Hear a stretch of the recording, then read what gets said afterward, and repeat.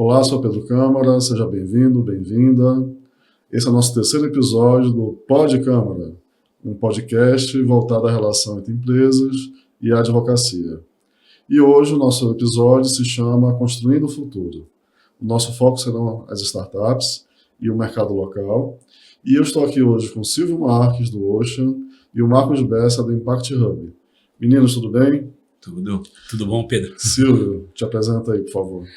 Legal, obrigado pelo convite, Pedro. Prazer em encontrar você, Marcos. Sim, eu trabalho lá no Ocean, né? Estou coordenador do Samsung Ocean, sou professor da UEA. Só para a gente apresentar para vocês, o Ocean é uma parceria entre a Samsung e o UEA. Existem no Brasil 3 Oceans, um que fica aqui em Manaus, na UEA, um que fica em São Paulo, na USP, e um que fica na Unicamp também, lá em Campinas. Então, para a gente é um prazer muito grande a gente ter participar do ecossistema local e ter também esse trabalho com as outras duas universidades, grandes universidades do Brasil, né, juntamente com a UEA. O Ocean tem como missão, né, nós somos um centro de capacitação, e a gente trabalha em duas vertentes: capacitação em tecnologias digitais. Temos um portfólio de cursos bastante amplo, principalmente cursos na área de inteligência artificial, ciência de dados, internet das coisas, desenvolvimento de games, programação, realidade virtual e aumentada e outros vários ramos aí na área de tecnologias digitais. E também temos a capacitação na área de desenvolvimento de produtos, na área de startups, voltados para a inovação tecnológica. Então, a gente vai falar um pouquinho sobre o que a gente faz depois, então agradeço novamente o convite. Marcos. Obrigado pelo convite, Pedro, e prazer te conhecer, Silvio. Já fui no Ocean várias vezes, assim, desde o nosso início, lá em 2015, que a gente passeava por lá para entender um pouco de como funciona esse ambiente e esse ecossistema de startups. Mas eu faço parte do Impact Hub, sou um dos cofundadores. O Impact Hub a gente costuma chamar que ele é um centro de empreendedorismo e inovação social. A gente trabalha com 3 tripés, né? 3 pilares. Espaço inspirador, que é o espaço que conecta as pessoas, que a gente chama de coworking. Comunidade vibrante, que é a rede que a gente formou muito antes de ter um espaço físico. Então, quem são as pessoas que estão fazendo algo na cidade que precisam estar juntas de alguma forma? E o último ponto é o conteúdo significativo.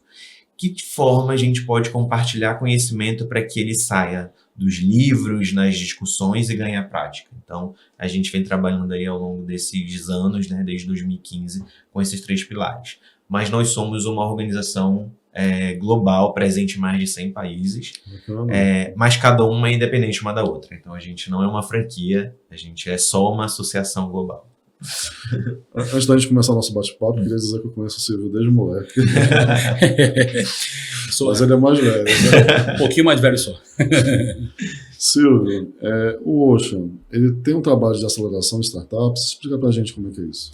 Pois é, nessa parte de startups, a gente tem 3 programas, vamos dizer assim, a gente chama de capacitação e desenvolvimento de produtos, né, inovação tecnológica. A gente procura fomentar as startups de base tecnológica dentro dessas áreas que eu falei para vocês, que a gente tem essas capacitações, digamos, principalmente a parte de IA, data science e outras tecnologias similares, vamos dizer assim. Então, a gente tem 3 programas básicos. O primeiro se chama Ocean Beginner, que dura 4 semanas.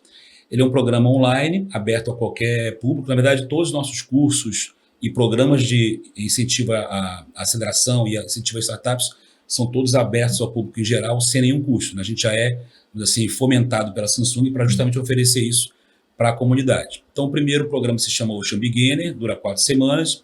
Ele foca principalmente nos conceitos iniciais de quem pretende empreender, quem pensa que tem uma ideia, que é uma ideia que tem um potencial. Então, a gente trabalha conceitos, por exemplo, primeiramente, começando com aquela pergunta, né? Qual é o problema que você quer resolver com o seu produto, com o seu serviço que você quer desenvolver, né? Entender se aquela ideia que surgiu realmente tem um potencial para poder atingir um público grande, se ela é escalável, vamos dizer assim. Então, de maneira geral, a gente trabalha esses conceitos diversos sobre ideação, sobre produto, sobre mercado, de modo geral. Nosso segundo programa, avançando um pouco mais, né, subindo mais um degrau, se chama Ocean Lab. Nesse caso, a gente tem 2 fases, uma fase também online, que dura 3 semanas, 3 a 4 semanas, em que a gente tem um reforço desses conceitos de ideação, de mercado, de produto market fit, né? Adequação, se o que eu estou desenvolvendo tem realmente um público para consumir. E aí a gente termina essa primeira fase tentando com que o pessoal elabore, vamos dizer assim, o que a gente chama de um protótipo de baixa fidelidade. Basicamente é colocar suas ideias do que vai ser desenvolvido, identificar o potencial mercado e mostrar, vamos dizer assim, um esquema, um rascunho do que seria a solução. Eu vou criar um produto, seja um produto digital, um produto físico, e aí a gente conclui essa primeira fase do Lab. E agora, por coincidência, nesse momento a gente está com inscrições abertas para a segunda fase do Ocean Lab, que é presencial, lá no Ocean, lá na Este, lá na Darcy Vargas, né, na UEA, em que a gente vai trabalhar esse MVP de baixa fidelidade, esse protótipo de baixa fidelidade, e tentar transformar num protótipo de média ou alta fidelidade. Então a gente vai ter dois caminhos que as pessoas podem, digamos, seguir. A gente vai receber inscrições por equipes, e aí o pessoal vai desenvolver, porque se a gente for classificar os produtos, eles podem ser virtuais ou podem ser físicos. Então, eu vou desenvolver um aplicativo, eu vou desenvolver um software, ele é um produto virtual. Não, eu vou desenvolver realmente um produto, vai ser um dispositivo, vai ser alguma coisa para consumo, vai ser físico.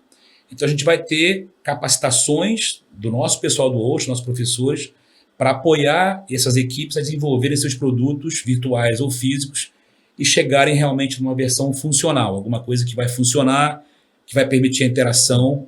E aí, isso é uma coisa fundamental para que o público possa dar o feedback para o empreendedor se aquilo que está desenvolvendo realmente tem potencial, se as pessoas vão querer comprar aquele produto. E o terceiro, então, o final, o nosso Demo Day, né, a parte no começo de dezembro, vai ser essa apresentação dos produtos, dos protótipos de alta fidelidade. E o terceiro programa se chama Ocean Launch, que aí sim é um programa de pré-aceleração local no Ocean. Nós temos lá um espaço para até 10 startups que ficam com a gente durante 12 meses, recebendo mentorias técnicas e também mentorias, digamos, de como fazer para levar até o mercado o produto. E aí já é realmente para startups com um nível de maturidade mais elevado, em que ela já tem o seu MVP. E aí o foco é realmente em você, vamos dizer assim, melhorar o seu produto, quem sabe fazer primeiras vendas, atingir realmente um patamar para, terminando o Ocean Launch, essa startup sair para um programa de aceleração, para um programa de receber realmente um aporte, para ter aí, quem sabe, receber investimentos, ou para ir para o mercado, né? Então, são os 3 programas que nós temos, e a gente, digamos assim, trabalha nesse início da trajetória empreendedora. A gente vai da ideia, né, até esse produto que está, digamos, prestes a ir para o mercado. Então, a gente consegue dar o apoio para os empreendedores, digamos, no estágio inicial.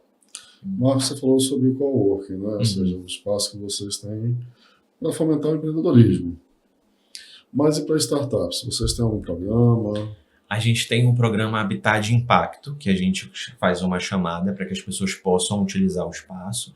Também envolve uma mentoria, mas é mais que ele esteja dentro desse ambiente instigador, né, de fazer com que ele faça ali algumas conexões, que ele pense um pouco o modelo de negócio dele, que ele faça algumas trocas ali com a mesa do lado, ele vai conversar com um escritório de contabilidade.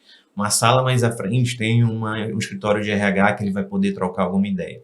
Então, a Habitat de Impacto é muito isso, fazer com que esses negócios que estão isolados em alguns lugares, que não tem essa conexão necessária para esse negócio desenvolver, vá para lá e a gente faz 4 meses esse processo, ele esteja lá. E aí tem mentoria e também tem acesso a alguns dos benefícios que é ser membro do Hub, como eventos que a gente organiza internamente, aí são para eles, uso de espaço para que eles possam usar. Eu quero fazer um teste com um público meu, com um tipo de... com uma faixa de possível cliente meu, levo lá para o espaço e utilizo o espaço para isso. Então, é dessa forma, né, esse é um dos programas que a gente tem para auxiliar. E um ponto que o Silvio trouxe que a gente acha muito importante, que é trabalhar nesse início, né, porque quando a gente vai analisar os números do ecossistema local, tem alguns negócios super avançados lá na frente, mas a gente não tem um pipeline sendo construído nem fomentado desde o início, para que mais negócios avancem e cheguem lá na fase de tração, por exemplo. Então, quando a gente tem essas iniciativas ali no início, acho isso bem crucial. E eu consigo ver claramente, quando a gente iniciou o Hub, lá em 2015, tinha um programa que eu acho que era com a CERT, não lembro, era a Centelha ou Synapse, era o Synapse. muitos negócios surgiram ali, não avançaram, que é normal, mas adquiriram ferramentas, conhecimentos, essas conexões necessárias. Hoje estão liderando outros negócios, ou estão intraempreendendo em outras organizações, e aí isso faz com que esse ecossistema amadureça, né? Então, acho bem importante a gente fomentar isso lá desde o início, para que esse funil ele seja alimentado constantemente.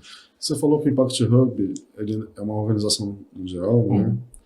E que vocês não são uma filial. Mas o fato de ser uma organização mundial facilita de alguma forma o intercâmbio de experiências? Total. A gente tem um encontro anual entre todos os fundadores de Impact Hub. Em algum lugar do mundo a gente vai e se encontra para decidir qual é o futuro da organização a nível global.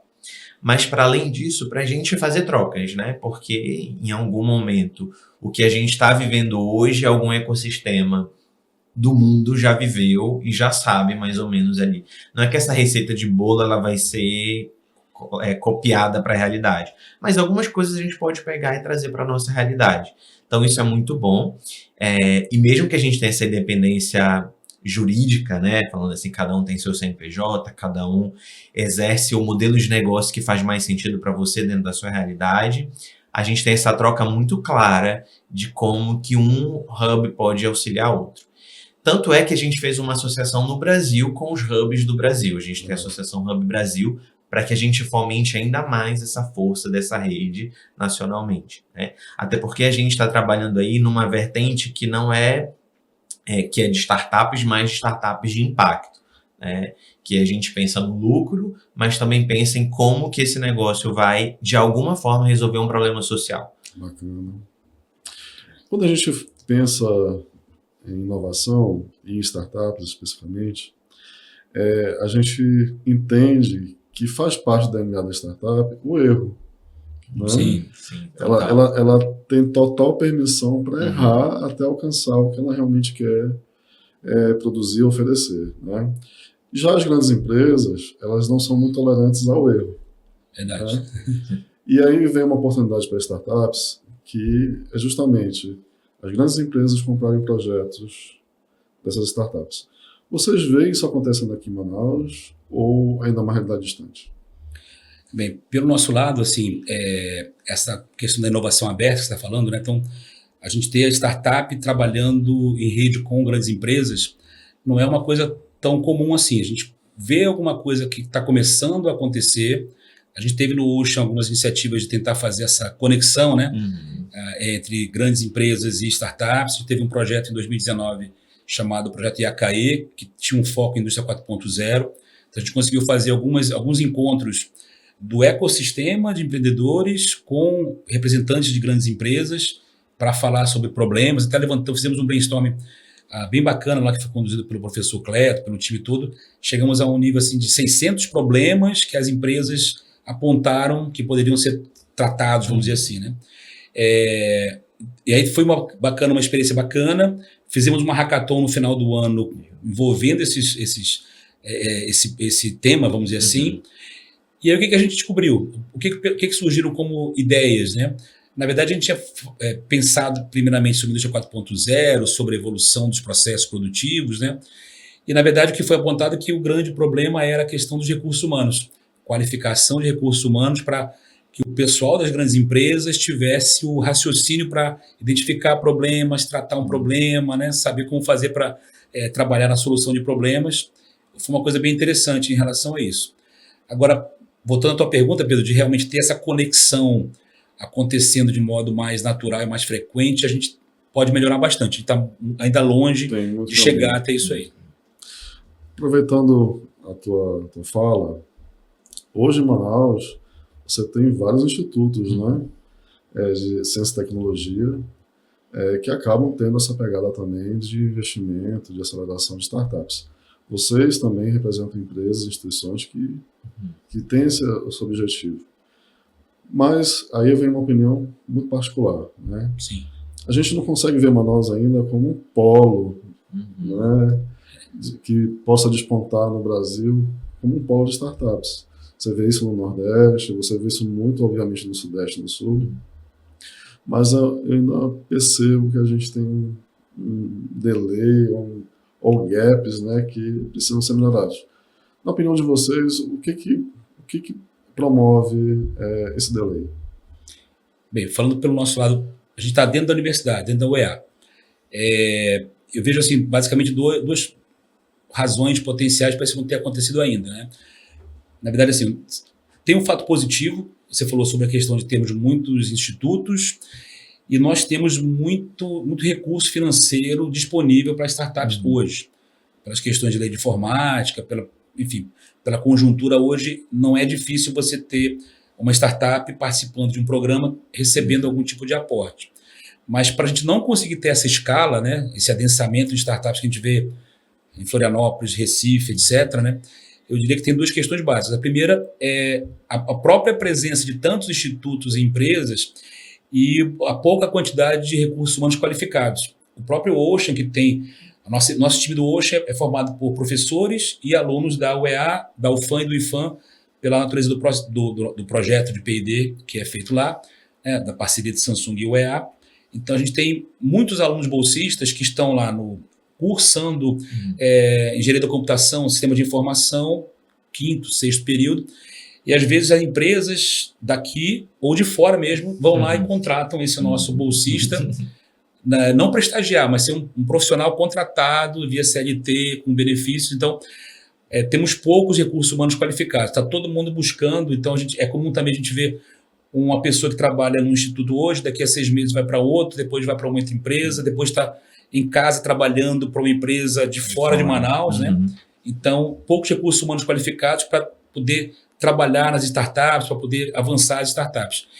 E a segunda questão é vamos dizer assim, a gente talvez ter que ter essa mente voltada para empreendedorismo, mas, vamos dizer assim, uma coisa mais popularizada entre os próprios jovens hoje em dia, né? Então, a gente também está tentando lá na própria UEA, tentar fomentar, trazer mais gente, novos participantes de cursos, de programas do Ocean, gente nova que está, digamos, nos primeiros períodos da faculdade, para tentar trazer mais massa crítica para o pessoal participar do nosso Ocean Beginner, do Ocean Lab, e aí ir crescendo, né? Então, eu diria que tem essa questão de ter muito recurso financeiro e pouco recurso humano, né? E o mindset ainda de não ver esse caminho de startups e tal como um caminho viável e que a gente tem um potencial muito grande. E você, só complementando esse ponto, é só a gente perceber qual é a área que mais emprega na nossa região. Daí você já tem a resposta por que não tem esse mindset voltado para o empreendedorismo, né? Que é o setor público ou alguma prestação de serviço mais tradicional. Eu vejo que são vários fatores aí, desde talento, que é claramente esse, assim, a pessoa tem oportunidade de emprego, assim, jorrando, é um instituto, é uma empresa de fora, e é literalmente isso. Um mês eu tô vendo que uma pessoa está trabalhando num lugar, no mês seguinte ela já está em outro, eu só vejo atualização no LinkedIn, mas já mudou de emprego de novo, porque surgiu uma outra oportunidade, um salário maior, alguns outros benefícios, e a pessoa vai. Então, eu acho que talento é isso. Quanto mais talentos a gente formar, mais vai ter um banco de profissionais capacitados para estar nesse novo perfil e nesse novo momento. Mas tem todo o resto, né? Tem acesso a capital, que é super difícil para uma startup ter esse dinheiro fácil, assim. Primeiro, se a gente for pensar nas agências de fomento, você tem que trazer lá um checklist gigantesco para você comprovar que tem condições de ter esse dinheiro. Só aí você já leva um tempo significativo. Depois, não vou por fundos ou por aceleradoras, elas não estão preparadas para receber investimento. Estou falando do nosso ecossistema, sim, né? Sim. E eu estou falando da grande maioria. Tem uma boa parte ali significativa que tem condições de acessar a capital, que está pronta. Você faz ali um processo de análise, ela está perfeita para ter acesso. Mas a grande maioria não tem, então é um passo anterior que tem que ali trabalhar essa formação para eles terem acesso a capital. Aí tem os marcos regulatórios para incentivar, que eu acho que isso, como que esses movimentos que tem na cidade podem se unir e analisar para criar políticas públicas que fomentem o crescimento, o surgimento de novas startups. Se não me engano, a prefeitura lançou um programa de incentivos fiscais, né? Dentro do perímetro do centro da cidade, né? Para justamente abrigar essas startups, né? Sim. Bacana. Que são marcos que fazem a diferença, e aí você, faz sentido eu empreender e não eu ser um funcionário de alguma empresa, enfim. Enfim, tem vários outros que eu acho que dá para pensar, mas um outro que sempre bate na porta é qual é a nossa aptidão local? O que a gente tem aqui como um bem nosso que a gente poderia utilizar da melhor forma possível? Eu vejo, por exemplo, a floresta. Tudo que a gente pode fazer com bioeconomia. Ah, mas aí eu só vou envolver quem trabalha na área biológica, por exemplo. Não, tecnologia, assim. A floresta em pé, o Edileno, né, que é uma pessoa que todo mundo chama do Steve Jobs da Amazônia, mas ele sempre fala, só o fato de a gente estar trabalhando com tecnologia, a gente permite com que a floresta fique em pé cada vez mais. Mas como que a gente pode ir um passo além? Pegar essa tecnologia toda e fazer um uso inteligente da floresta, mantendo ela em pé e aí resolvendo algumas questões que são gigantescas para nós, como logística, como alguns insumos que a gente traz de fora. Será que o que tem aqui na floresta não dá para a gente aproveitar internamente? Então, eu acho que para que a gente esteja nesse passo a mais, né, que é o sistema mais avançado, são várias ações. Essas ações, de alguma forma, elas têm que estar coordenadas. E hoje eu vejo que elas não estão coordenadas e tudo bem, é aquele momento caótico que precisa acontecer, tudo acontecendo ao mesmo tempo, as pessoas fazendo várias ações. A gente saiu de um lugar em que nada era feito, estamos há alguns anos em que muitas ações estão acontecendo de forma descoordenada, mas ok, e vai chegar um momento que elas vão se coordenando. Então, acho que é um processo, né? Não dá para a gente se comparar com o ecossistema do Sul e Sudeste com o tempo que a gente colocou em investimento aqui e a forma que a gente colocou em investimento aqui. Porque é isso, por mais que tenha esses institutos, é isso, não tem um talento sendo formado. O INPA, por exemplo, que era para formar não sei quantos talentos, ele traz mais gente de fora, porque é isso. Esse conhecimento está mais fora do que aqui. Era isso que eu ia perguntar. Se falta mão de obra especializada, não vale a pena trazer de outros estados, ou mesmo de fora do Brasil? Ó, a gente, com certeza, trazer gente de fora que tem experiência, que já percorreu essa estrada, né, isso é muito interessante. A gente sabe de algumas startups do Sudeste que têm vindo para Manaus por conta de alguns incentivos, até da questão do P&D, de ter realmente aí algum programa prioritário, né? Perfeito. Então, isso é uma coisa interessante, de trazer startups mais experimentadas vindo para cá para enriquecer, vamos dizer assim, de conhecimento o nosso ecossistema, mas também essa questão de a gente tentar formar mais gente na base. Assim. Então, a gente está com esse ano pensando muito nessa missão, da gente tentar fomentar o empreendedorismo universitário. Exato. Fazer eventos do Ocean para popularizar, falar sobre startups, sobre empreendedorismo, sobre inovação tecnológica, para trazer os alunos da UEA, da UFAM, do IFAM, das universidades particulares. Tivemos um evento muito bacana há algum tempo atrás no Ocean com o pessoal da Newton Lins, pessoal muito engajado na área também de bioeconomia. Então foi muito bacana esse intercâmbio. Então acho que a gente pode ajudar lá pelo Ocean tentando popularizar o tema e trazendo mais gente para os programas que a gente tem, que são os programas básicos, para ter mais, vamos dizer assim, o início do funil, a boca do funil, ter mais equipes Exato. E potenciais startups trabalhando em ideias para alimentar esse pipeline que você falou muito bem, Marcos. Silvio, você falou sobre o Product Market Fit, né? Que é exatamente o que você considera para saber se aquele produto tem escalabilidade, se ele realmente tem uma possibilidade de ter sucesso. Né? Sim. Quando você recebe uma ideia no Ocean, né, das startups, e você percebe que aquela ideia não tem esse apelo, por mais que você invista em conhecimento, em mentorias, como é que isso é tratado? Porque, afinal de contas, você está tratando de um sonho, né? A pessoa chega lá cheia de sonhos, acreditando que a ideia dela é espetacular.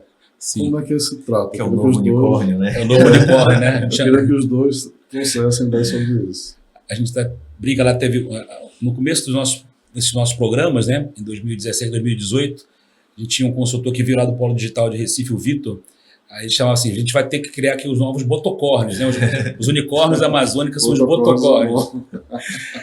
É uma questão delicada, realmente. A gente, como tem o programa aberto à comunidade para participação, a gente procura fazer uma seleção das ideias mais promissoras, fazendo uma avaliação do diferencial da ideia, do potencial product market fit, se realmente ser alguma coisa que tenha um potencial para ser trabalhado. Às vezes vem o pessoal com ideias assim, vai ser o novo Uber, vai ser o novo iFood, vai ser o novo alguma coisa. O que a gente procura fazer é o seguinte, dar feedback para as pessoas, para as equipes que querem desenvolver essas soluções, tentando justamente sair daquela coisa comum e tentando ver algum diferencial para que eles mudem um pouquinho, a gente chama de pivotar, não é exatamente pivotar, mas derivar um pouco para algum lado, para mudar alguma coisa, para ter algum tipo de diferencial. A gente tenta ser, ao mesmo tempo, bastante inclusivo, não, digamos assim, como você falou, não destruir o sonho de ninguém, mas tentar apoiar para trazer o pessoal para os programas, até porque mesmo que as startups cheguem ao final, não consigam ter uma continuidade, aquelas pessoas foram impactadas, elas receberam conhecimento, quem sabe o que elas aprenderam ali vai servir para um outro produto lá na frente, para um outro desenvolvimento que vai ter sucesso. Então a gente procura equilibrar, ver o potencial do time que está se inscrevendo para um programa e dar alguns feedbacks para o pessoal poder, digamos, desenvolver alguma coisa que tenha algum potencial de sucesso mais para frente. Quando a gente vê que realmente, e aí também faço essa referência ao Vitor lá, 2017, 2018, ele fala assim, tem a questão do cavalo e do jockey. Às vezes o produto, né, que é o cavalo, vamos dizer assim, não é tão bom, mas os jockeys têm potencial. Já aconteceu da gente, durante algum programa nosso, dar um feedback para uma equipe que estava desenvolvendo um produto, eles aí sim totalmente pivotarem para ir para um outro caminho, e como o potencial do pessoal era muito bom, eles conseguiram criar alguma coisa diferente e aí seguir adiante. Então a gente às vezes aposta também nas pessoas, no perfil das pessoas que podem participar de um programa com a gente, né? Você, Márcio? Não, eu concordo 100% com esse ponto, porque quem faz o negócio são as pessoas que estão por trás, né? Então tem muito isso, é a minha ideia, não vou falar da minha ideia, não vou compartilhar, é segredo aí, vem aqui no cantinho, fala no cantinho. E assim, não, com certeza se não é algo inédito, você vai ser um novo unicórnio. Se não é algo... Botocórnio. Já tem alguém que pensou a mesma coisa que você, né? Vai aí da execução da sua ideia, de como que você leva lá para campo. E aí eu acho que faz essa diferença total de a gente identificar quem são essas pessoas que sabem, tipo, tá, isso aqui não funciona, eu vou mudar o caminho e vou por esse. Então eu acho isso muito importante porque a gente vai formando essa massa crítica. Que é isso, né? Que eu falei mais cedo do projeto que teve lá no início da Sinapse. Um monte de negócio surgiu lá que não existe hoje, mas os empreendedores que estavam lá nessa formação hoje estão em algum lugar com essa bagagem de conhecimento adquirida ao longo do tempo. Então, acho que isso é necessário, isso tem que ser recorrente, né? Então, é muito bom que essas chamadas elas aconteçam ano a ano ou semestralmente, porque é isso, vai ter um público ali que vai adquirir esse conhecimento, vai avançar um pouco, depois vem outro público, vai avançando um pouco, e aí essas turmas vão se encontrando de alguma forma. Então, por exemplo, eu gostava muito quando tinha Startup Weekend, quase que sempre aqui, os meetups, porque é nessas trocas que você vai conhecendo novas startups, novas ideias, coisas batidas ou não, mas vai criando esse senso de comunidade, de troca. Então, eu acho que é super válido. E aí um ponto é ser sincero, para que a pessoa não fique ali dando murro em ponta de faca, eu acho isso super válido. Perfeito. Mas ao mesmo tempo, mostrar para ela que tem outras possibilidades, outros caminhos de repensar, né? Que ela pode pegar aquela ideia ou aquela fagulha empreendedora ali e não se perder. Eu acho que é isso que falta um pouco também para o nosso ecossistema. Como que a gente desperta mais novos empreendedores? Quando você fala isso, né? A gente quer ir nas universidades, seja o EA ou seja as outras, para que juntas a gente tenha um maior número de alunos ali tendo esse despertar, eu acho isso fantástico. Que a gente vai evoluindo o ecossistema com volume, né? A UEA tem uma agência de inovação, né? Sim, a GIM. Tem sua nova direção, inclusive, agora do Mesquita, né? Isso, muito bacana. Com a nova direção da UEA, né? O nosso reitor, o professor Andrés Algaíbe, e o professor Mesquita, né? Que assumiu lá a agência de inovação, a gente viu isso, a gente tem realmente também na própria UEA essa visão de como é importante a gente estar, digamos, fomentando isso nos alunos. Então, a gente tem batido assim, longos papos com o Mesquita, a gente tem falado muito com ele. Ele, inclusive, já teve uma viagem que ele fez para São Paulo, visitou os Oceans lá em São Paulo e Campinas. Ele tem muitas ideias para a gente poder difundir esse conceito de inovação, de colocar essa inquietude nos nossos alunos para poder realmente a gente ter gente com massa crítica, com ideias, para poder realmente gerar negócios inovadores e promissores. Isso é uma coisa que é importante para juntar todo mundo. E aí você falou muito bem, Marcos, também da questão de todo esse ecossistema. A gente precisa também ter uma conexão melhor entre nós mesmos, né? Uhum. Se a gente trabalha lá no começo da trajetória inovadora, a gente tem que ter mais contato com você que está talvez evoluindo um pouco mais, depois com as aceleradoras, com o próprio Pedro aqui, que também está incentivando bastante a questão dessa visão jurídica, que é muito importante. Até depois, queria que você falasse um pouquinho, Pedro, como é que o pessoal pode se organizar dentro de uma startup desde o começo, que a gente vê também esse problema. O pessoal começa todo mundo junto, entusiasmado, e mais à frente vai que o negócio dá certo, como é que o pessoal vai dividir os lucros, quem fez o quê, quem é o autor da ideia, né? Pois é, então isso é importante. E aí só para completar uma coisa também que você falou, Marcos, bem importante, a gente procura ser inclusivo, procura abrigar as pessoas, dar fomento, mas a gente também é muito direto, a gente também dá feedbacks assim, bastante assertivos, dizer assim, meu amigo, isso não vai dar certo, não tem nenhuma diferenciação nisso, cadê a inovação? Para o pessoal também receber o feedback sincero e procurar mudar, digamos assim, procurar um caminho mais inovador. Às vezes, as startups não vão evoluir porque são refratárias a receber o feedback, vamos dizer assim, sincero mesmo, né? Então, às vezes o pessoal fica imaginando que realmente a minha ideia ninguém entendeu a minha ideia e, na verdade, tem que ter mais esse diálogo mais aberto, abrir mais a cabeça para receber feedback. Então, isso faz um conjunto aí, digamos, que a gente pode melhorar no ecossistema de maneira geral.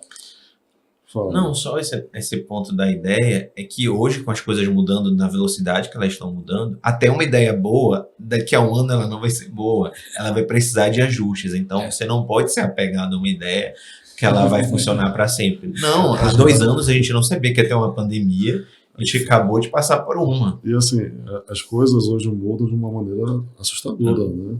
Tecnologia aí, pelo amor de Deus, o que a gente conhece hoje, amanhã já está ultrapassado. E quando a gente estuda o pensamento disruptivo, é exatamente nesse sentido, né? A gente está numa era aí de muita criatividade. E o que você falou, às vezes perde o time, né? Perde o momento, a oportunidade. Mas, enfim, eu tive a chance de participar de um pitch lá do Osho, né? Foi, inclusive, no momento que a gente pôde selecionar uma startup para fazer um trabalho aqui de assessoria a essa startup, né? Que é a Resíduo. O que é preciso para uma startup nesse momento que é o pitch, né? Ou seja, ela vai vender o produto dela, ela vai vender a ideia dela. Como que ela tem que se preparar para um momento como esse?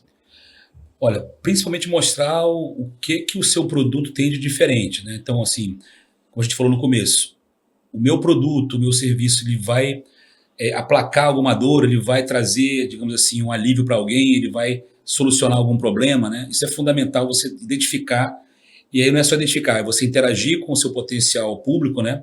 Aquela questão de você realmente falhar, como você falou no começo, falhar rápido, e para ter, a falha não vai ser um fracasso, é importante você ter feedbacks, o que você desenvolveu, o que faltou para melhorar na sua ideia, né? Então, ter o feedback rápido do seu público, de você mostrar alguma coisa, um conceito, um protótipo bem ainda, digamos, tosco, para o pessoal dizer, olha, eu gostei disso, isso aqui está faltando, e aí você ter feedbacks rápidos. Então, mostrar no seu pitch o que você tem realmente de diferencial, qual é o seu público-alvo e qual é o tamanho do público-alvo também, né? Quantas pessoas potencialmente vão ser seus clientes. Isso é fundamental você mostrar.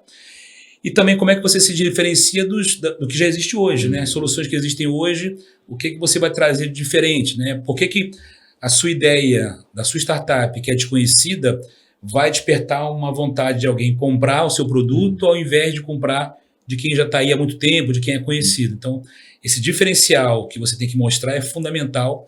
Até você participou daquele pitch, dos pitches lá para o pessoal que estava buscando talvez um primeiro investimento, né?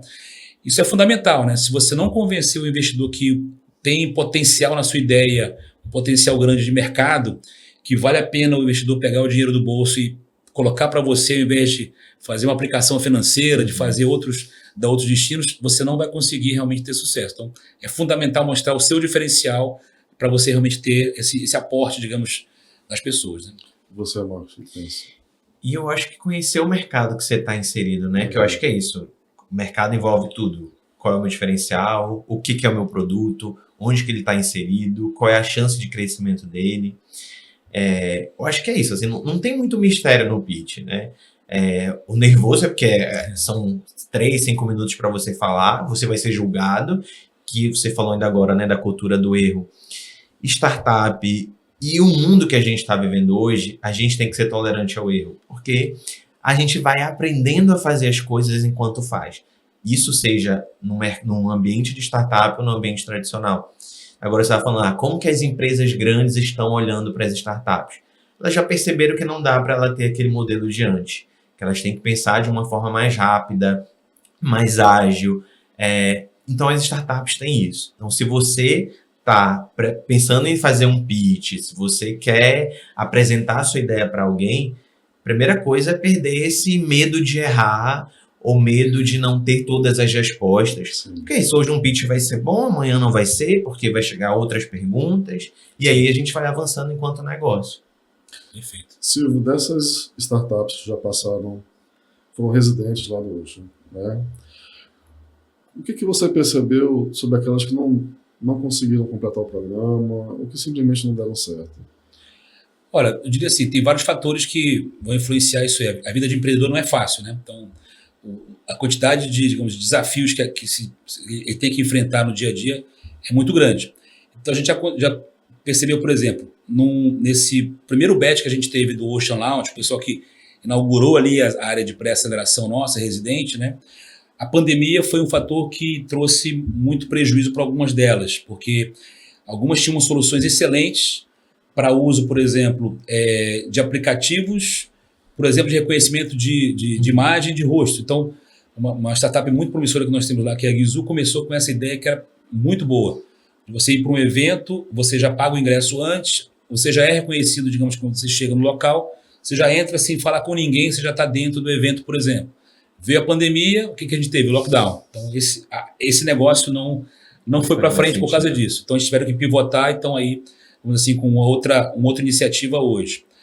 A questão também de você ter um time que não é um time, digamos, tão robusto, tão bom quanto aquele fundador lá, que é o cara que leva a ideia, que é o cara que está ali, digamos, que trabalha muito, e os demais da equipe não terem o mesmo nível de engajamento, de conhecimento. Então, também startups que tiveram sucesso, que venderam, mas que por algum motivo o empreendedor principal teve que ter outras atribuições, o time não conseguiu segurar e ir para frente. Então, a startup sofreu com isso. E todas as questões que envolvem realmente, como o Marcos falou, a questão de acesso realmente a recursos, de ter realmente uma gestão profissional. Então, às vezes também a questão do pessoal não ter se organizado no começo, né? E aí também, até quero também aproveitar para você dar esse feedback para a gente, né? Como é que o pessoal pode se organizar desde o início para poder ter tudo estabelecido? Vou já começar a falar sobre quais são as regras. Porque isso é fundamental. A gente também vê isso, as startups têm um sucesso, conseguem alcançar uma meta, e aí começa a ter um desentendimento dentro da própria equipe. O pessoal não se preparou para o sucesso, né? O pessoal não imaginava que teria sucesso. Para aí que a gente vai poder falar um pouco mais. Tá bom.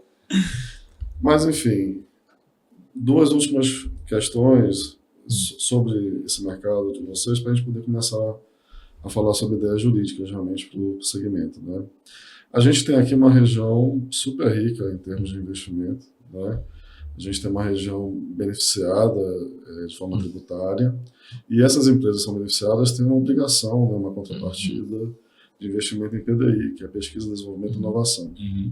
Isso gera um volume de dinheiro, sei lá, astronômico, né? Uma das hipóteses que essas empresas podem adotar, justamente para cumprir essa contrapartida, é aplicar em fundos de investimento.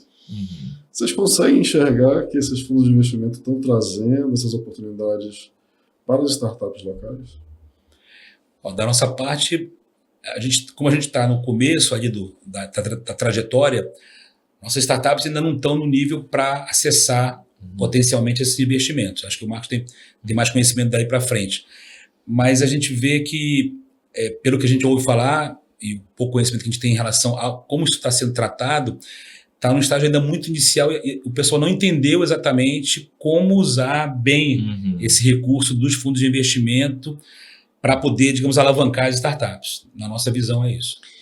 Em 2018, se eu não me engano, ou 2017, eu não vou lembrar agora exato, a gente fez um estudo junto com o IDESAN e o PPA, que é como que as empresas poderiam utilizar as leis de incentivo, né, dos programas prioritários para investir o dinheiro das glosas lá de uma forma mais inteligente, né? Porque é isso. Se eu colocar esse dinheiro em um projeto X e ele der errado, eu vou ter que pagar o prejuízo disso. Se eu coloco diretamente em você, você é o responsável por isso. Então, tem os programas prioritários. Só que é isso, eles estão ainda inicial. Então, não tem ainda um histórico significativo para dizer se faz sentido ou não faz. Mas eu já consigo ver alguns pequenos avanços. Então, por exemplo, o de bioeconomia, que é liderado pelo IDESAN, a gente faz junto com eles o Elos da Amazônia, que a gente descobre alguns gargalos de cadeias produtivas. Então, a gente já trabalhou a cadeia produtiva do açaí, de óleos e castanhas, e agora vai trabalhar de reflorestamento. Quais são os gargalos? Aí tem gargalos desde embalagem, logística, comunicação, enfim, Amazônia, né? Então, a gente abre uma chamada para que iniciativas dos mais diferentes lugares do Brasil possam se inscrever para essa chamada como uma solução para esses gargalos. E daí tem toda uma conexão depois desses selecionados para a chamada com essas grandes empresas. Então, isso está nessa fase. A gente está realizando as chamadas. Ainda vai ter a fase de a gente fazer o match com essas empresas, né? Então, é um avanço aos poucos. Tem o outro, que é o da Softex também, que é faltado em economia digital. E aí também não está no nível... a gente não tem startups no nível para acessar ou para estar lá. Então, precisa ainda estar nesse passo anterior. Então, é legal que tem, ótimo. Acho que ainda que não tenha todos os resultados que a gente esperava, mas existe. Então, como que a gente faz para ter esses resultados? Vamos trabalhar aqui no início para chegar lá no final, né? Mas eu acho que tem, só que é isso, tem um tempo de maturação e tem que entender isso. Quais são os gargalos? A gente já percebeu que não tem negócio. Tem um programa perfeito, redondinho, as chamadas estão rolando, mas não tem negócio se inscrevendo.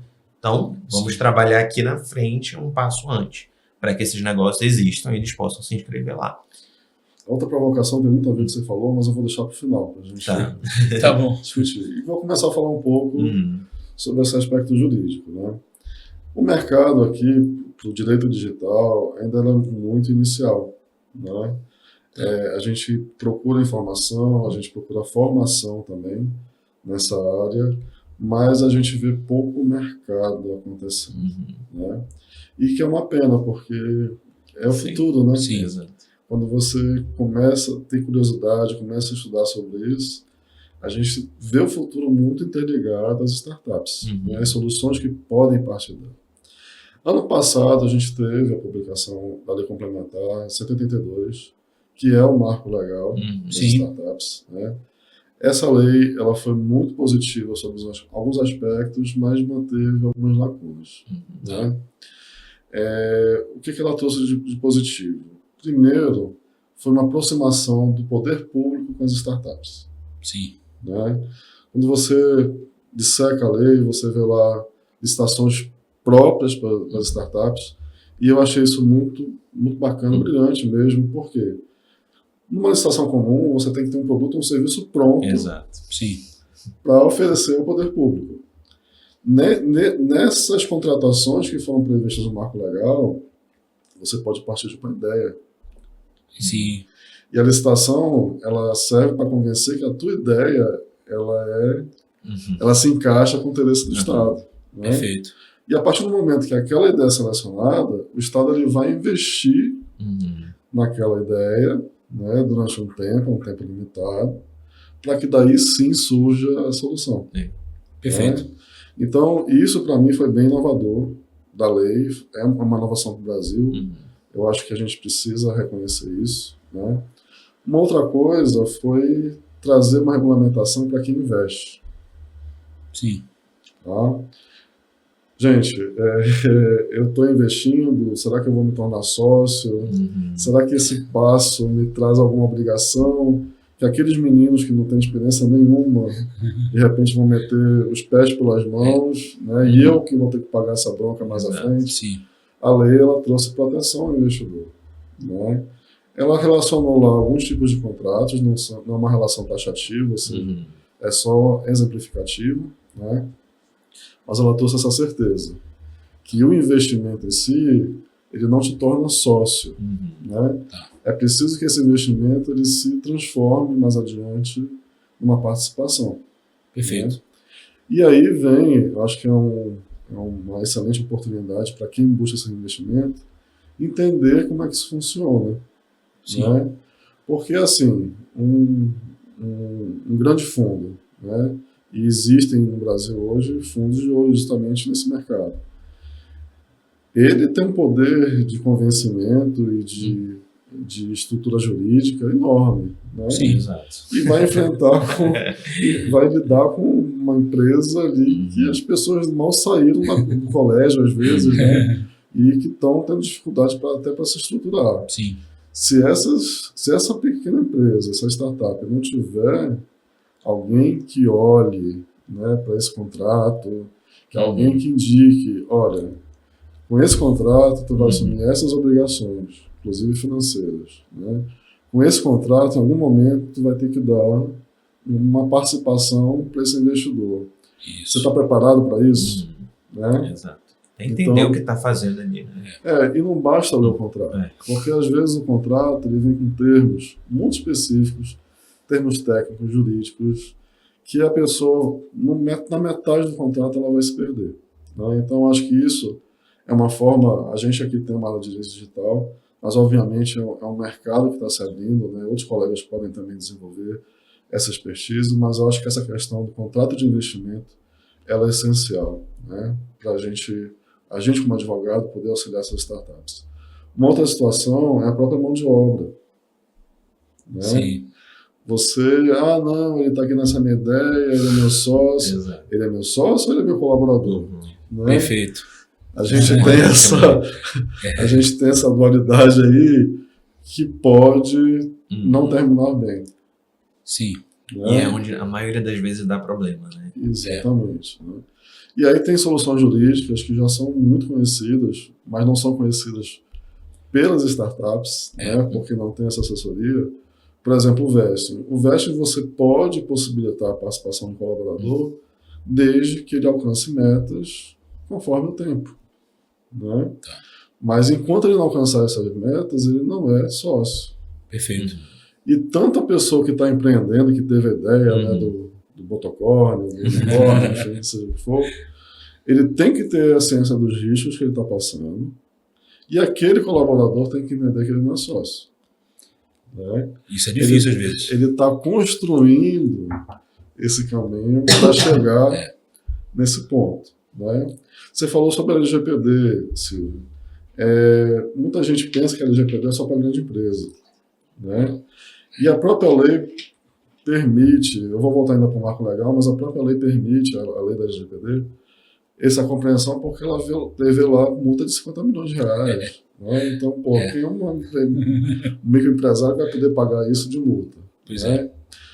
Mas a LGPD ela é aplicável para todas as empresas, inclusive o poder público. Sim. Né? Só que como tudo que a gente está conversando hoje aqui, ela também é bilionária. Né? Ela veio como uma necessidade do Brasil se encaixar no contexto internacional. Hoje você na Europa, hoje não, há bastante tempo na Europa, a Europa tem uma lei de proteção de dados. Países como Taiwan, enfim, outros que são exponenciais em tecnologia também já possuem. Né? E o Brasil não tinha isso. Hoje ele tem uma lei, essa lei prevê já multa, já podem ser aplicadas essas penalidades, mas o que eu vejo como advogado é que muita gente ainda não entendeu isso. Sim. Tá? Eu mesmo fui lá naquela feira que vocês participaram agora por último. Expo Amazônia. Expo Amazônia. E lá no stand, não vou falar de quem, a pessoa que estava lá representando a startup me pediu vários dados. Né? E aí eu perguntei, sim, o que tu vai fazer com os meus dados? E ele, não sei o que, enfim, não sabia responder. Mas o que eu estou querendo dizer? Não é só para grande empresa, LGPD. Né? Hoje a ANPD, que é a Autoridade Nacional de Proteção de Dados, que é uma agência reguladora sobre o assunto, Tem normas específicas para startups, microempresas, pequenas empresas, né? Tá. Ele não vai tratar, obviamente, como um conglomerado, mas ele vai exigir que algum tratamento de dados exista. Né? Mesmo que seja no nível da empresa ali que está Exatamente. começando. Ele vai te exigir. Né? E quais são esses dados? Você tem os colaboradores, né? Você tem seus consumidores, às vezes até fornecedores que são pessoas físicas. Né? Porque o dado que a LGPD visa proteger é de pessoa física, não é de pessoa jurídica. Então, tem um universo de coisas aí para serem trabalhadas que muitas empresas pequenas ainda não vão observar, né? Inclusive startups. Mas aí, no caso delas, eu vejo que realmente é uma falta de recurso. Né? Sim. E aí eu já lanço uma ideia, né, para quem fomenta o mercado, de também investir em mentorias jurídicas, né? Sim. Porque isso Perfeito. é importante. Não, tem até alguns programas que já colocam dentro do seu escopo uma consultoria jurídica. Porque é isso, desde o início, por exemplo, vai ter acesso a investimento, né? O que eu estou dando dessa minha empresa nesse investimento? Vai ser mútuo conversível, não vai ser? Então, até para que eles se entendam mesmo ali enquanto negócios e nessa relação de investimento. Uma outra colaboração é a própria constituição da empresa. Né? Sim. O que eu chamo de constituição da empresa? Toda empresa precisa ter um contrato social. Sim, perfeito. Né? E hoje em dia, aquele contrato social básico que você tinha perdi o nome agora. Template. Um template, vamos modernizar a coisa, né? Que você só preenchia lá o contrato social, isso não existe. Né? Hoje, pelo amor de Deus, quem quiser, É tudo digital. Quem quiser investir em um modelo, não faça isso. Né? Você precisa realmente ter um contrato social, porque nesse mercado, o que mais pode acontecer é a entrada e saída de investidores. Sim. Né? Entrada e saída de sócios. E entrar no negócio é muito fácil. Agora, sair, gente, é muito complicado. Né? Então, se o teu contrato social já não prevê, inclusive, conflitos que possam acontecer e como esses conflitos podem ser resolvidos, independente da justiça, a situação pode se complicar bastante. Né? Sim. Contratos de trabalho, Silvio, né? Enfim. É verdade. Tudo isso, orientação, a gente aqui trabalha muito com prevenção, a gente tem essa missão, né, de trabalhar na nossa região com um direito mais preventivo, né? Sim. Justamente para o empresário ou para a ideia nascente não precisar da justiça, nada contra a justiça, não é isso? Muito respeito, pelo contrário, muito respeito. Mas todo processo é um processo demorado, ele custa caro, né? Ele muitas vezes pode ser desgastante, como uma dissolução societária. Então, a gente trabalha de uma forma que o objetivo é o quê? Você não vai precisar disso. Você vai ter já um contrato, ou talvez um acordo de sócios, né? Um VEST, como eu falei há pouco, que vai prever todas essas situações. Então, a possibilidade de um escritório, de um advogado, auxiliar essas empresas desse ecossistema, elas são inúmeras. Né? É uma pena que realmente a possibilidade de muitas delas contar com essa assessoria é difícil pelo investimento. Né? Pois é, agora eu queria te fazer uma provocação. Diga. Uma maneira de vocês, tanto PCA, aqui o seu escritório, como outros, né, pensar em maneiras de se aproximar das startups com algum modelo de negócio que seja positivo para vocês e seja acessível para elas, para que haja essa assessoria desde o início, vamos dizer assim, de alguma maneira que vocês consigam interagir com as startups, orientar, que é muito importante isso tudo, né? Porque você falou sobre a questão dos investimentos, Marcos. Eu conheço casos de startups que receberam propostas de receber investimento, mas justamente pelo desconhecimento total da parte jurídica, do que eles iam assinar como contrato, eles voltaram atrás. Eles não conseguiram, eles não aceitaram assinar o contrato de investimento, recuaram porque estavam com medo de estarem se comprometendo com alguma coisa que, como você falou, uma multa milionária, não vão conseguir entregar. Startup trabalha com inovação, com produto que está nascendo, alguma coisa diferente, vai que dá errado. Como é que eu vou ficar para poder... E a possibilidade de dar errado é enorme, né? Exatamente, é muito mais fácil dar errado, muito mais provável dar errado do que dar certo. Por isso que quando dá certo realmente é uma coisa, digamos assim, que dá aí um retorno sensacional. Então, sugiro ter o pessoal da área de direito, que trabalha justamente com esse foco nas startups, de ter modelos de negócio para essa interação ser positiva para vocês e também para as startups. Né? A gente aqui já tem um modelo nesse sentido, não é? Tanto que a gente participa de pitch, a gente vai atrás dessas empresas, né? Que aí é uma troca. Né? A gente presta essa assessoria que eles necessitam, a baixíssimo custo, né? Mas mais à frente a gente tem a possibilidade de converter isso em pequenas cotas. Okay. Né? Isso é uma possibilidade. E eu acho que até outros escritórios de Manaus também já estão fazendo programas nesse sentido. Tá? Já existe. O que não tem é a procura. Aí a gente volta tá no certo. que a gente estava conversando há pouco. Tá. Entendeu? A procura é muito tímida. Né? Talvez porque essas startups nem saibam que isso existe. Exato. Entendi. Exatamente. Eu acho que esse é um dos casos. Lá no próprio Ocean, quando a gente participou, a gente obviamente selecionou a resíduo, né? Mas a gente também propôs isso para outras startups e elas não deram a mínima também. Não deram tá? feedback. Tem esse aspecto, né? Tem esse aspecto, tá? Que eu acho que também cai aí no ponto de elas enxergarem a importância. Não é só elas saberem da oportunidade, mas elas saberem qual a importância dessa oportunidade. Que eu acho que é um trabalho um pouco do lado de cá, junto, na verdade. De fomentar né? essa de falar, né? olha, isso aqui é muito sério que você está fazendo, presta atenção, daqui a 5 anos o negócio pode ter decolado muito. E quantos % do seu negócio você colocou na assinatura de um contrato?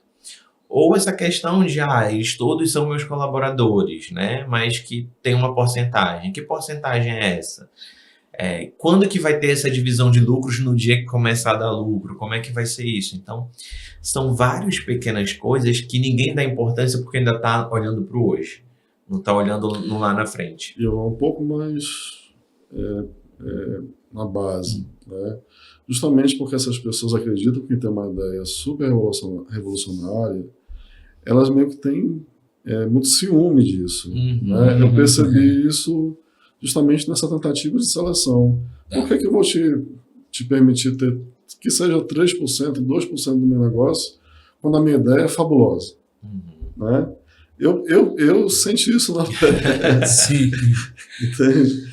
Então, assim, eu acho que precisa, vocês que estão à frente desses programas de aceleração, de ajuda realmente às startups, precisam investir nessas mentorias para que elas compreendam que sozinhas também elas não vão caminhar. Exato.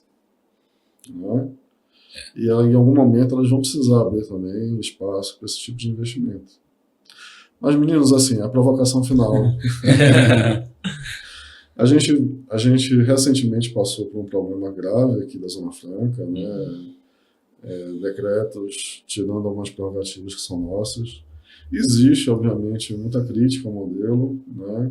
É um modelo que a gente precisa. Acho que o Amazonas, Manaus ainda não se preparou para não ter esse modelo. Exatamente. Né? Só que a gente precisa começar a pensar em alternativas. Perfeito. Né? A gente não pode querer também... Não sou contra a Zona Franca, pelo amor de Deus. Não é isso. Eu acho que o que desenvolveu a nossa cidade foi a Zona Franca. Sim. Né? E a gente tem que ser grato por essa política. Mas o que a gente pode pensar em termos de investimento nesse empreendedorismo inovador, né, que possa ser uma solução para a nossa região? Como é que as startups podem ser uma alternativa de solução econômica para a região? Bem, o que a gente observa é o seguinte: a gente tem já em Manaus já alguns órgãos que nem são governamentais, mas que estão tentando reunir, ajudar o ecossistema, o nosso Jaraqui Vale, né? É o nosso vale aqui do Jaraqui. Então, eu posso citar lá o CODES e a PDM, que é a Associação do Polo Digital de Manaus, que tem esforços para a gente poder mudar esse perfil da economia, reduzir a dependência dos incentivos fiscais e fomentar realmente esse caminho do desenvolvimento tecnológico, enfim, de soluções baseadas em tecnologias realmente mais avançadas, né? Vou tocar nessa tecla de novo, a questão da gente realmente massificar a educação, realmente, da nossa parte, a gente realmente aumentar o impacto positivo. O Conejo, o nosso parceiro da Samsung, sempre fala isso, né? A gente tem que ter sempre, cada vez mais, impacto positivo nas ações do Ocean. atingir o maior número possível de pessoas, que as pessoas consigam transformar suas vidas através da educação, do conhecimento. Então, da nossa parte, a gente pode ajudar justamente a tentar realmente trazer esses conceitos, inovação tecnológica, startups, desenvolvimento de produtos inovadores para a maior massa possível de estudantes universitários, por exemplo, né? Então, a gente tendo mais gente, mais recursos humanos qualificados, a gente consegue pensar mais criativamente, ter mais conhecimento, experimentar mais e desenvolver coisas mais avançadas, né? Você está falando várias vezes sobre a questão da ideia, né? O professor Cleto lá do Ocean, ele brinca nos nossos programas, sempre que ele começa algum programa do Ocean Lab, ele fala assim, ó, eu pago R$1 por uma ideia, é o máximo que eu vou pagar para vocês, porque a ideia é aquela coisa abstrata, né? Você pensa que você tá com aquela ideia do novo motocórneo e tal, mas enquanto ela estiver no seu pensamento no ar, ela vai valer R$1,50, né? Então, acho que realmente a gente investir muito em qualificar as pessoas, capacitar as pessoas e ter uma massa crítica de jovens a maior possível. Isso é uma maneira de a gente conseguir evoluir e ficar um pouquinho menos dependente dessas questões aí fiscais. Eu vou até dar uma ideia dentro dessa sua, que é também investir na educação dos grandes empresários, né, locais. Perfeito, perfeito. Que eles também entendam que esse é um mercado promissor, que de repente pode valer muito a pena o investimento. Com certeza. Marcos, por favor. Tá pegando os ganchos aqui. Eu acho que já tem esse movimento, né, de alguns empresários olhando para esse lado, mas ainda é tipo uma minoria, assim, a gente conta no dedo quem são essas pessoas que pensam dessa forma. E eu acho que é super esse o caminho, porque a maioria dos investimentos que a gente tem hoje nas startups, ou ela vem de fundos e aceleradoras de fora, ou vem desse grupo de empresários de fora. Pouquíssimo é local. E isso faz toda a diferença se a gente quer um ecossistema mais desenvolvido. E eu concordo com todos os pontos que você falou de educação, e eu volto àquele ponto lá no início que eu falei de qual é a aptidão que a gente tem aqui, né, para criar essa nova matriz econômica. Então, a gente pode falar de bioeconomia, a gente pode falar de turismo, que tem todas as possibilidades que existem aqui na nossa região. Toda vez que eu tenho a oportunidade de ir para algum lugar, eu vejo assim, tá, mas lá em Manaus, ou no Amazonas, ou em qualquer outro lugar da região norte, tem um acervo natural gigantesco, mas não tem uma infra, né, para isso. Então, isso aqui, a gente daria de 10-0 aqui se tivesse investimento, formação continuada de pessoas, enfim, de olhar para esse lugar como uma possibilidade de geração de renda mesmo, geração de trabalho. Acho que até culturalmente, né, aqui é tudo muito rústico, né? Mas a gente precisa entender que o mundo também gosta de alguma coisa melhor estruturada. Sim, né? Exatamente. Perfeito. Não, e nem só isso, né? É um pouco daquela cultura também de... A gente vem numa cultura ao longo do tempo de dar, né? Tipo, eu preciso, doa, entrega já pronto, né? Vamos inverter um pouco a lógica e como que a gente ensina as pessoas a terem um pouco desse olhar de eu não preciso de todos esses incentivos para fazer uma mudança de chave. E eu não estou falando de uma classe social que realmente precisa desses incentivos. Eu estou falando de quem não precisa e tem acesso, né? E pega lá de uma forma ilegal. Quem realmente precisa, na maioria das vezes, nem tem acesso a esses incentivos. Mas a maioria das pessoas que tem, elas já tem um negocinho, elas já tem alguma iniciativa. Então, como que a gente faz essa virada de chave para esses negócios olharem para si como, tipo, como que eu formo novas pessoas, como eu capacito, como eu transformo esse meu negocinho num negócio mais minimamente robusto, né? Para que a gente tenha essa mudança de chave. E eu vejo a Zona Franca ela sendo entre várias outras opções que a gente tenha de modelo econômico, de matriz econômica.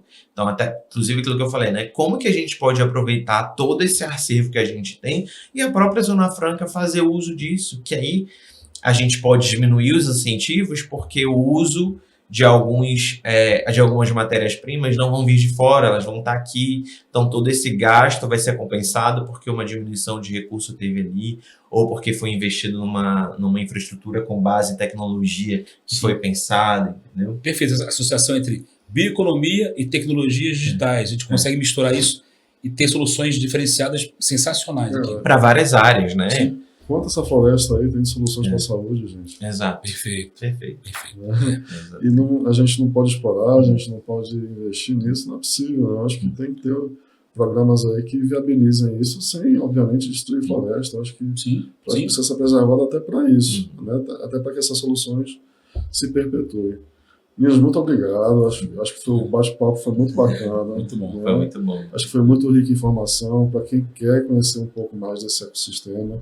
Para quem vive nesse ecossistema, acho que a gente trouxe aqui ideias e dados realmente bem bacanas para formação, para instrução, né? E eu sou muito grato aí por vocês terem confiado, inclusive em mim, né? Obrigado, Pedro. Gerir esse bate-papo. Muito bacana. Você que tem interesse, não saia aí do episódio. O Lucas Nobre vem falando sobre vesting e depois uma startup vem aqui trazendo o seu peixe. Tá? Muito obrigado pela audiência. Se gostou, curte, compartilha, comenta, assina o canal, se inscreve no canal, que o nosso objetivo aqui é sempre trazer ideias bacanas para vocês. Obrigado. Olá, tudo bem? Meu nome é Lucas Nobre e eu trabalho na área de Direito Digital do Pedro Câmara Advogados. E hoje o Pedro me convidou para falar um pouco com vocês sobre o contrato de vesting. Então, o que consiste o contrato de vesting? Ele é uma ferramenta muito utilizada pelas startups como uma forma de reter ou até mesmo atrair talentos para dentro dessas organizações. E o que consiste? Há uma promessa, basicamente, de uma participação societária para essa pessoa que vai ser beneficiada, em troca de que ela fique um determinado período de tempo, ou seja, geralmente na faixa de 2 ou 3 anos, ou, muitas vezes, o batimento de metas. Então, por exemplo, a pessoa tem que trazer determinados negócios, determinados clientes, ela tem que bater, atingir determinadas etapas do desenvolvimento de um determinado aplicativo. E ela é muito semelhante ao que no mercado a gente conhece como, por exemplo, stock options, que são planos de ações que têm o mesmíssimo objetivo, reter talentos e engajar eles a ter os mesmos objetivos da organização que oferece esse tipo de benefício. No entanto, o stock options ele só serve para empresas que são do tipo sociedades anônimas. Geralmente, ou estão listadas em bolsa de valores, ou elas são fechadas. E, diferentemente das startups, elas têm um porte muito maior e uma complexidade muito grande. Inclusive, o vesting ele pode, muitas das vezes, ser aplicado em sociedades do tipo limitada, que é 95% das startups hoje no Brasil. Então, esse instrumento, o vesting, como eu havia dito, ele é muito importante para você poder reter e atrair talentos para dentro da sua empresa. E a gente sabe que no mercado competitivo, de uma mão de obra extremamente técnica, acaba sendo um diferencial importante você ter um instrumento como esse. Por fim, o vesting ele não serve apenas para essas startups. Ele pode ser utilizado por outras empresas do tipo limitado e outras empresas que sejam, por exemplo, do tipo anônimas e queiram estruturar planos de stock options para poder atrair novos talentos e reter os talentos atuais dentro de suas empresas. Bom, eu espero que você tenha gostado desse conteúdo e se gostou do vídeo do podcast, então, por favor, dê o seu curtir ao final. E é isso. Muito obrigado.